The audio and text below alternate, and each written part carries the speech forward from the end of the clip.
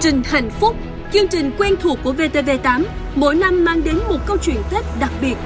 Năm nay, hành trình ấy lại bắt đầu với một chủ đề đầy ý nghĩa, chuyến xe mùa xuân. Hành trình sẽ đưa khán giả đến những miền đất đầy ắp không khí Tết, nơi những câu chuyện đoàn viên ngập tràn cảm xúc. Từ những vùng biên giới xa xôi, nơi chiến sĩ biên phòng và đồng bào đón Tết trong tình yêu thương, đến những ngôi làng nghèo, nơi mỗi món quà, bữa cơm đều là niềm hạnh phúc lớn lao. Từ những công trình thi công xuyên Tết, nơi công nhân làm việc không ngừng nghỉ, đến những chuyến xe vội vã lăn bánh đưa người về với gia đình.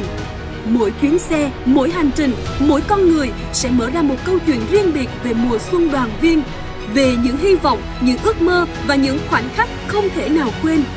Cùng VTV8, bạn sẽ đồng hành trên những chuyến xe đặc biệt này qua từng cung đường, gặp gỡ những nhân vật đặc sắc, chia sẻ niềm vui và cảm nhận không khí Tết đặc biệt đầy sắc màu ở mọi miền Tổ quốc.